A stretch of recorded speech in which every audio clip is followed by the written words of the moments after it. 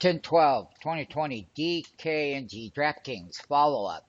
We had the big pullback. We featured it. We never came down to the 50-day moving average where we would like to have seen it come down, but there was upgrades.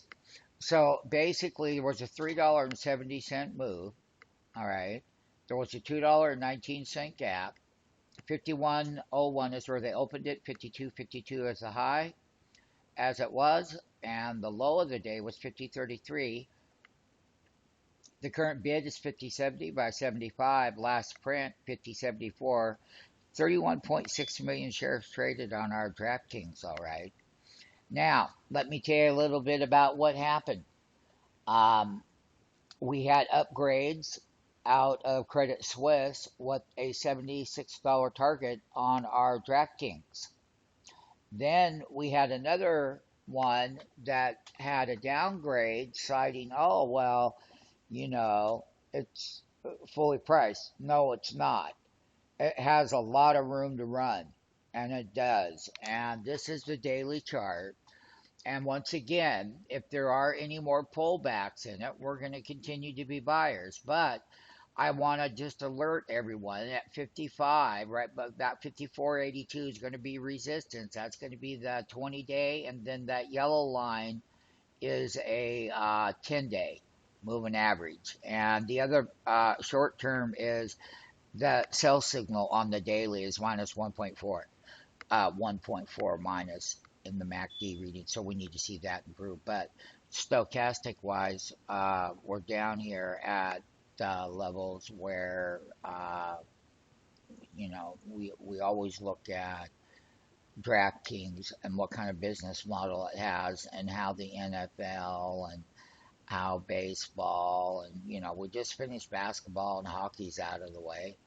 So what sports we have left, and people are going to keep betting online. And when they open up in those other states where they can bet online, that's really going to drive the revenue in DraftKings moving forward. So for our long-term view on DraftKings, we continue to buy these dips, and we have a very longer-term view, but we know the kind of upside that this machine can provide. And with relationships, and not only that, DraftKings is a perfect candidate for takeout target. Oh yeah, one of these bigger boys can come in and scoop them right up.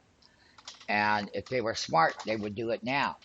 So that's always going to be there for us, for the people that like DraftKings and want to hold it long term. And you can go out, buy options 6 months out, a year out, if you want to do it that way. There's lots of things you can do with DraftKings. But once again, it's all about going through the process, going through the volatility, buying when they come down off of the highs. Remember, our highs were up here at 63.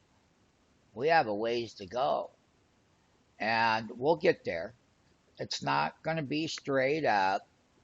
It, you know, it'll take a number of trading days. So let everyone be in reality as to what's going on. And we would like to see how it would consolidate and break out. So there are breakout patterns that we're going to be sharing with everyone in DraftKings. Let's go bet it up, baby, on the Super Bowl.